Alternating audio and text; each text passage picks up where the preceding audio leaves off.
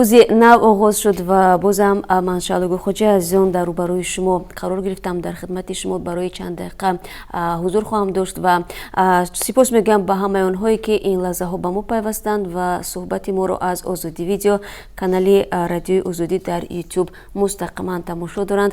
имрӯз чоршанбе аст 23 январ ва чун рӯзҳои пеш хабарҳои зиёде дар даст дорем ки мехоҳам дар чанд дақиқа барои шумо ин хабарҳоро бирасонам ва албатта суҳбатҳои баъдии мо дар пеш аст, яъне сархати хабарҳои рӯз ва ҳамин гуна барномаи хабарӣ.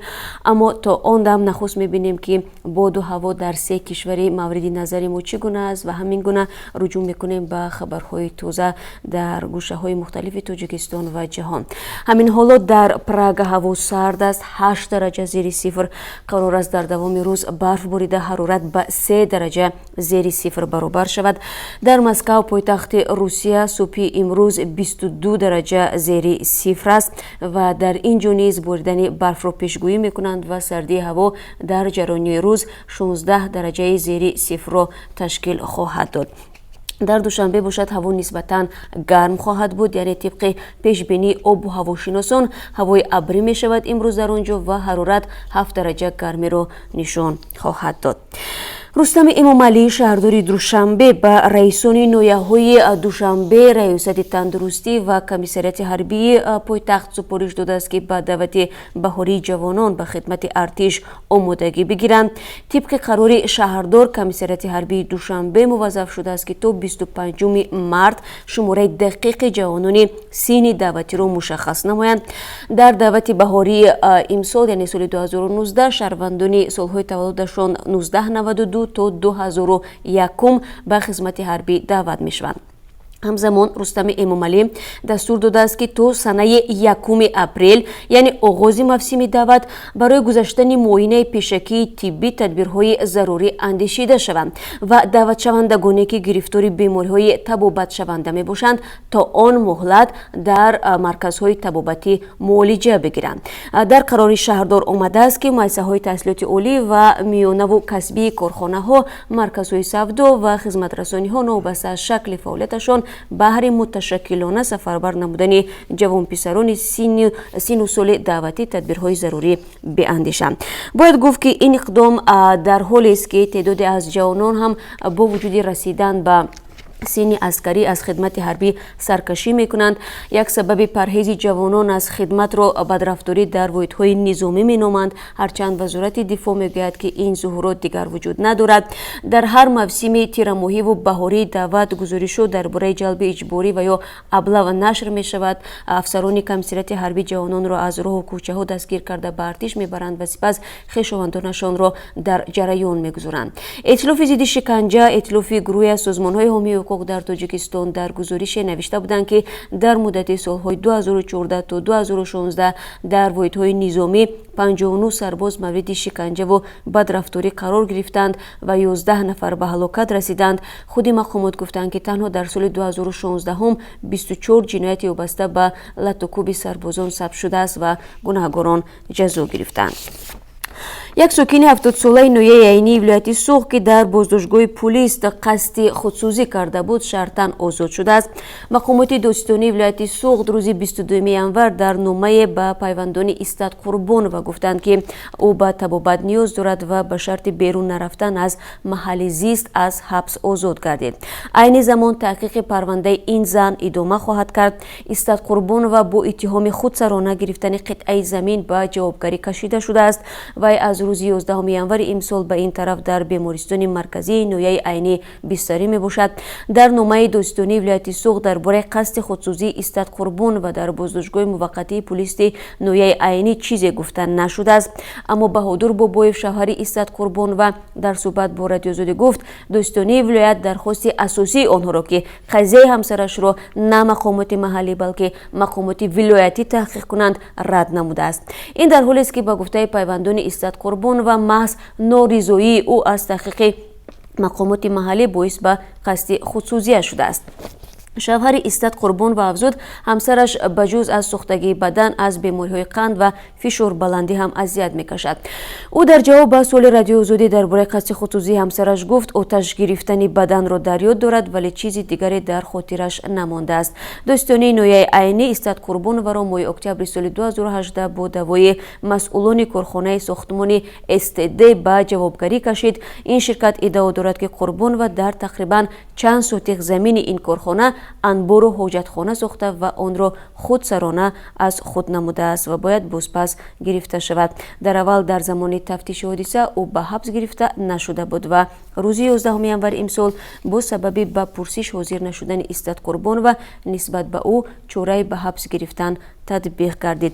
Мақомот ҳанӯз чӣ тавр дар боздоштгоҳ қасди худсӯзӣ кардани Қурбоноваро расман шаҳр надоданд. Мақомоти полис ба пайвандони ӯ гуфтанд ки вақте ба боздоштгоҳи Истарафшан фиристоданд, гӯё ҳоли ӯ бад шуд ва табиб даъват карданд. Вақти сӯзандору заданд, ӯ ба худ спирт рехт ва бо гугирде ки дар ҷайбаш пинҳон медошт, худро оташ задааст. خب رو میارم به خبرهای دیگر. امروز در شهر مسکو پرزیدنت روسیه ولادیمیر پوتین با رئیس جمهوری ترکیه رجب طیب اردوغان دیدار و گفتگو خواهد داشت. ترکیه میگوید در این مذاکرات تأسیس منطقه امن در شمال سوریه که از طرف انکره پیشنهاد شده است بررسی می شود. دفتر مطبوعاتی پرزیدنت روسیه در اظهارات تاکید کرده است که در مذاکرات رهبران روسیه و ترکیه روند حل مناقشه سوریه و رشد روابط میان دو کشور بحث می شود. در نزاع سوریه روسیه و ترکیه از طرفهای مخالف هم پشتیبانی می کنند، در حالی که روسیه از رژیم بشار اسد پرزیدنت سوریه حمایت می کند. سوریه حامی مخالفین حکومت ترکیه است. در همین حال روسیه و سوریه موافقت کردند که بعد خروج نیروهای آمریکایی از سوریه عملیات نظامی در این کشور را با مشورت انجام می دهند. دیروز خادمان حفظ قانون وارد هواپیمای خطسیر سرگود مسکو شده مرد متهم در غصب هواپیما را بازداشت کردند. مسئولان شرکت هواپیمایی ایرافلوت گفتند که در این حادثه کسی آسیب ندید و مرد تهدید کننده دستگیر شده است. در خبرهای قبلی گفته شد که این مرد سلاح داشت، ولی در اظهارات کمیته تفتیشات گفته شد که بر اساس سنجش پیشکی معلوم گردید این مرد با خود هیچ سلاحی نداشته است. در اظهارات کمیته تفتیشات روسیه گفته شد که مرد بازداشت شده است. این شخص یک ساکن سرگود بوده، در گذشته برای خراب کردن مالکیت محکوم گردیده است. نماینده کمیته تفتیشات روسیه سویتلانا پیترنکا میگوید مسافر با تهدید اینکه در دست سلاح دارد تلاش کرد در جریان پرواز به اتاق خلبان‌ها وارد شده سمت پرواز را دیگر کند. در ادامه پیترنکا گفت کماندیر اکیپاژ قرار کرد که در فرودگاه خانتی-مانسیسک نشست اجباری انجام بدهد. هواپیمای شرکت ایرافلوت که در داخل آن تخمینا 70 نفر قرار داشت از شهر سرگود به مسکو پرواز میکرد. چند دقیقه بعد شروع پرواز یک مسافری 41 ساله طلب کرد که سمت پرواز را به افغانستان تغییر بدهند. ریا نووستی نوشت که هیئت اکیپاژ توانست این مرد را باور کناند که در فرودگاه خانتی-مانسیسک برای سقوطگیری نشیند. مقامات همان زمان یک استودی اضطراری تشکیل کردند و به فرودگاه خانتی-مانسیسک کارمندان خدمات اضطراری جلب شده. پلیس فرودگاه را تحت نظارت قرار داد. در داخل هواپیما هیچ واهمه‌ای نبود، ولی عین زمان خادمان اکیپاژ نواربرداری حوادث داخل هواپیما را اجازت نمیدادند. خب حالا این مرد که بازداشت شده است نسبت او با مدعی غصب هواپیما پرونده باز شده است و با او تا 12 سال زندان تهدید میکند. خبرهای جهانی رو از خبر افغانستان ادامه میدهم. منصبداران افغان میگویند در نتیجه حمله بالای یک پایگاه نظامی افغانستان واقع در غربی شهر کابل 65 عضو نیروهای امنیتی افغان به هلاکت رسیدند. طالبان جنگجوی در تاریخ 21 ینور بالای پایگاه نظامی واقع در میدان شهر مرکزی ولایت وردک حمله کردند. اعضای شورای ولایتی میگویند در این حمله همچنین 70 کسی دیگر جراحت برداشته است. جای یادآوری است که حمله چند ساعت پیش از موافقت طالبان به مذاکرات صلح با منصبداران آمریکایی به وقوع پیوسته است. منصبداران میگویند صبح بر وقت روز دوشنبه бомбгузори маргталаб бо мошини саршор аз маводи тарканда ба даромадгоҳи пойгоҳ бархӯрда таркиши нирӯманде ба амал омад. сипас се силоҳбадаст дар дохил ба сӯи бошандагони пойгоҳ оташ кушоданд. Як мансабдори вазорати мудофиаи Афғонистон гуфт силоҳбадастон болои маркази тамринии раёсати амнияти миллии Афғонистон ҳамла намуданд. баъзе манбаъҳо мегӯянд ки дар ҳамла 126 нафар кушта шудааст. паёмади қатъи муваққатии кори ҳукумати амрико ё шатдаун ки ба дунболи баҳси президент Доналд Трамп ва демократҳои Конгресс як моҳ пеш оғоз ёфт, аз дурии тақрибан 11000 километр дар Тоҷикистон ҳам эҳсос шуд. масъулони баъзе аз тарҳҳое ки бо пули ҳукумати амрико дар Тоҷикистон кор мекунанд ба рухсатӣ бемузд фиристода шуданд. дар худи амрико ҳам бо сабаби қабул нашудани тарҳи буҷет як қисми ҳукумати федералӣ фаъолияти худро муваққатан қатъ кард ва ҳудуди 800 000 нафар ба рухсатӣ бемузд рафтанд. як масъули тарҳи обёрӣ дар Тоҷикистон ки бо пули ҳукумати амрико кор мекунад гуфт аз 22 январ ӯ ва ҳамкоронашро ба рухсатӣ бемузд фиристоданд. ба қавли ҳамсӯҳбати мо ки нахост номаш ошкор шавад, муҳлати рухсатии бемузди ӯ ва ҳамкоронаш як моҳ муқаррар шудааст, вале таъкид карданд ки дар сурати идома ёфтани шатдаун рухсатии онҳо тӯл хоҳад кашид, гуфт вай. иёлоти муттаҳида яке аз кишварҳои муҳими сармоягузор дар Тоҷикистон аст. дар тӯли тақрибан 28 соли истиқлолият амрико ба Тоҷикистон ҳудуди $2 миллиард ёрӣ кардааст. ин пулҳо барои амалӣ шудани барномаҳо дар бахши амният, иҷтимоиёт, иқтисод ва ҷомеаи шаҳрвандӣ харҷ шуданд. муҳимтарин бахши ёриҳои амрико ба марзбонон будааст ки ҳамасола миллионҳо долларро ташкил медиҳад. тарҳҳои сармоягузорӣ ягона бахш дар Тоҷикистон нест ки аз мушкили тасдиқи буҷети амрико зарар диданд. сафорати амрико дар Тоҷикистон низ эълон кардааст ки саҳифаи расмияш дар фейсбук муваққатан аз кор мемонад. масъулони сафорати амрико гуфтанд дар ҳоли ҳозир шуъбаи консулии иёлоти муттаҳида ва сафоратҳои ин кишвар дар тамоми ҷаҳон фаъолияти худро то ҳадди имкон идома медиҳанд. як тарҳе ки бо сармоягузории USAID оҷонсии рушди амрико амалӣ мешуд низ чанд ҳафта қабл қатъ гардааст. ин лоиҳа марбут ба саломатии муҳоҷирон ва пешгирии бемории сил буд ки аз тарафи намояндагии созмони байналмилалии муҳоҷират амалӣ мешуд. хуб бинандагони азиз, ба ҳамаи онҳое ки ҳамин лаҳзаҳо ба мо пайвастанд, бори дигар ба шумо дуруд мефиристам аз қароргоҳи марказии радиои озодӣ дар шаҳри Прага ва сипос мегӯям ки суҳбати моро дар ин суфи барвақт чун ҳамеша тамошо доред барои огоҳ шудан аз хабарҳои Тоҷикистону ҷаҳон. ва дар охири суҳбат агар инҷо аз ман дар бораи қурби рубли русӣ ва асъори хориҷӣ пурсида бошед, ман дар охири суҳбат барои шумо ҳатман дар ин бора хоҳам гуфт ва аз вазъи сиҳатии Шӯҳрат Улфатов низ ёдовар мешавам. аз ин хотир то охири суҳбат моро ҳамроҳӣ кунед ва ҳамин гуна ман шумораи тамос бо озодӣ видеоро тариқи Вайбер, имо ва WhatsApp дар ихтиёри шумо азизон барои фиристодани навору видео мегузорам. ситораи попи Русия Эмин Агаларов баъди шикасти музокирот бо прокурори махсус ва Конгресси Амрико сафари ҳунарияш ба Амрикоро бекор кардааст. Агаларов бояд дар робита ба ташкили мулоқоти писари номзад ба мақоми президентии Амрико ва ҳуқуқдони Русия Наталия Веселницкая соли 2016 дар Трамп Товер ба ин ду ниҳод шоҳидӣ медод. Эмин Агаларови 39 сола писари миллиардери сохтмони рус Арас Агаларов ҳамкори муҳими тиҷоратии Трамп дар Русия аст. ба гуфтаи CNN якчанд кумитаи Конгресс ва прокурори махсус Роберт Мюллер ки эҳтимоли дахолати Русия ба умури интихоботи соли 2016 Амрикоро таҳқиқ мекунад, мехостанд ба Эмин Агаларов дар робита ба мулоқоти Трамп Товер суол бидиҳанд.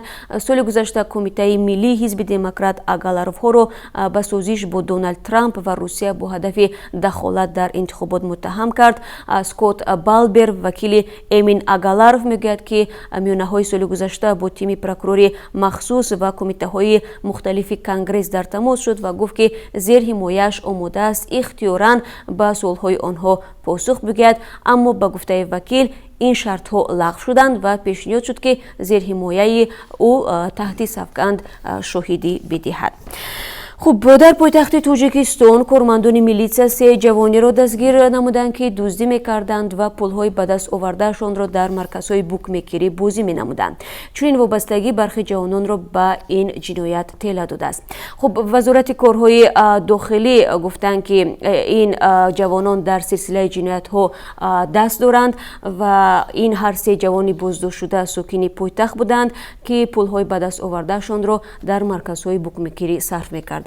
ба навиштаи вебсайти расмии ин ниҳод онҳо асосан шабона шишаи мошинҳои шаҳрвандонро шикаставу ба рабудани маблағу телефони мобилӣ ва дигар ашёҳои арзишманд машғул буданд.